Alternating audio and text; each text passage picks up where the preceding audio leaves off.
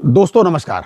आज बात करूंगा पेंशन अपडेशन पर, जो नहीं बैंक वालों की जो पेंशन अपडेशन की चर्चा है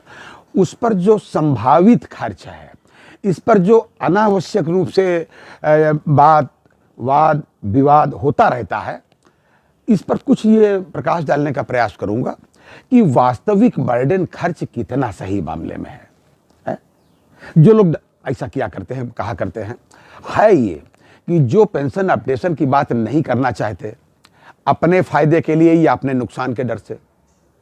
उनको खर्चे की चिंता बहुत सताती है। उनको लगता है वो सरकार के प्रवक्ता है या आईबीए के प्रवक्ता है, बैठे इस तरफ है, लेकिन उस तरफ की बात करते हैं। खर्चे वो मतलब जो जस्टिफाई किया करते हैं हम लोगों से मतलब है रिटायरीज को, वो बताने लगते हैं साहब इतना खर्चा है। उन्होंने भाई साहब कभी हिसाब नहीं लगाया कि खर्चा कितना होना चाहिए। मैं बिल्कुल दावे के साथ कहता हूं उनके पास कोई एनालिसिस नहीं है, और अगर है भी किसी के पास तो जानबूझ करके वो उसको गलत तरीके से बताते हैं। क्या उनका फायदा है या क्या नुकसान है या क्या डर है उनका, बेहतर वही बता सकते हैं। लेकिन हम लोग जो समझ पाए, जो मेरी समझ में आता भाई साहब, मैं उनके डर उस पर बात नहीं करूंगा, केवल ये जरूर कहूंगा कि जो वास्तविक खर्च है, सच्ची बात तो यह है कि इस पर कोई भाई साहब अतिरिक्त खर्चे की जरूरत नहीं है। मोटे तरीके से मान लीजिए कि जितना भी, जैसे लाख वाख कर छोड़ दीजिए, मुश्किल से मैं एक एग्जांपल बताऊं, कैलकुलेशन किया गया, तमाम लोगों ने किया, मैंने भी जोड़ घटाना किया है, और आप भी देख सकते हो, आप बैंकर रहे हो, आप अभी भी आपकी जो जोड़ घटाना बहुत अच्छा है। लगभग अगर आप 22,000 करोड़ रुपए का इन्वेस्टमेंट करें, आपका मतलब है बैंक अपने जो उसके पास फंडिंग पहले से रखी है उसमें से केवल, और उसको केवल 6% पर आप लगा दीजिए, कहीं इन्वेस्ट कर दीजिए, नहीं तो आपकी अपने यहाँ भी तो है, सारी व्यवस्था है,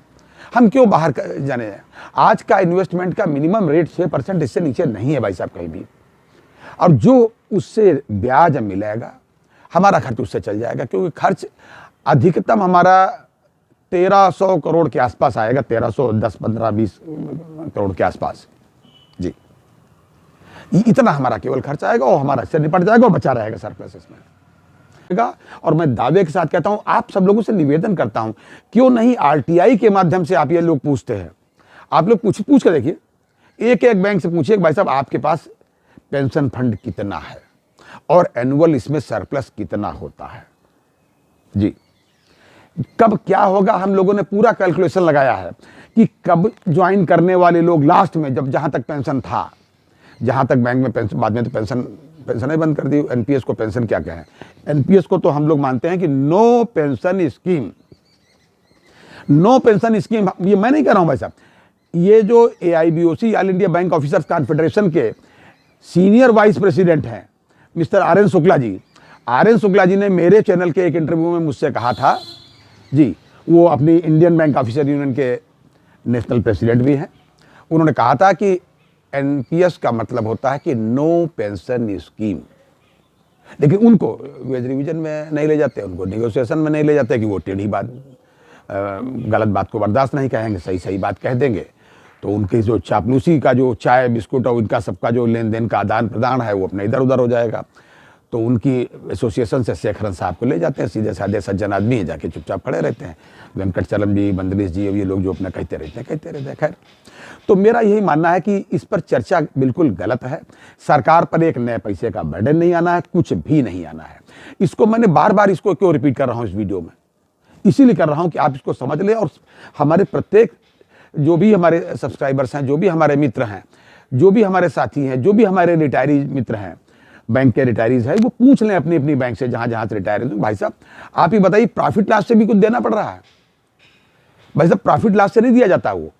प्रॉफिट लॉस से देने का तो प्रोविजन जब ये एक्सग्रेसिया आएगा तब ये बात आएगी, वो पेंशन रेगुलेशन में कहीं नहीं है कि आप एक्सग्रेसिया को वहां से उठा के दें। यहां पर हमको पेंशन फंड से ही देना, और हमारी स्थिति क्या है ये सब लोग बढ़िया जानते हैं, लेकिन पूछ के देखें एक बार, देखो जवाब आता कि नहीं आता, क्या जवाब आता है जरा पूछ के देखिए। हर आदमी, अब हम क्या बताएं इस पर, केवल इतना कहेंगे कि पैसे की कोई कमी नहीं है, केवल इच्छा शक्ति की कमी है, और हमारे देश के सम्मानीय आदरणीय यशस्वी प्रधानमंत्री तक ये बातें, चाहे वो वित्त मंत्री जी हो या कोई, मैं किसी को आक्षेप नहीं करता, बड़ी विनय के साथ कहना चाहता हूं कि तमाम साथी बीच में जो लोग हैं ये वहां तक बात नहीं सही पहुंचने देते,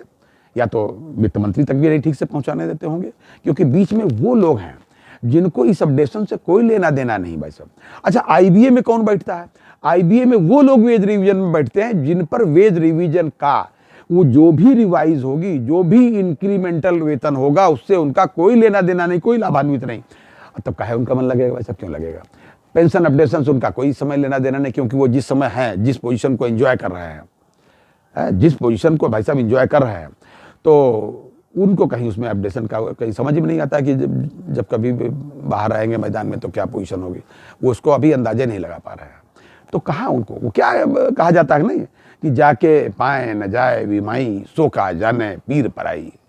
हमदर्दी कहाँ से होगी? अरे हमदर्दी भैया तब होगी जब उसका दर्द और मेरा दर्द एक जैसा हो, हमदर्दी नहीं है। खैर, ये था हमें आज कहना था पेंशन अपडेशन के मामले में जो चर्चा चलती रहती है। एक मेरा बैंकिंग सेक्टर से अपने लोगों से यही निवेदन है कि जो लोग आपके सक्रिय हैं, जो एसोसिएशन सक्रिय है, इनको सबको आप सहयोग देते रहें, इनका जो है मार्गदर्शन अपने अपने तरीके से करते रहें। और हाँ, मेरा ये विश्वास है कि 2024 में आपका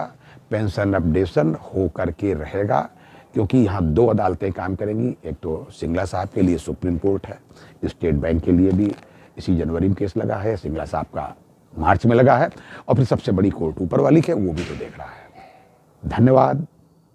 जय हिंद, जय भारत, नमस्कार।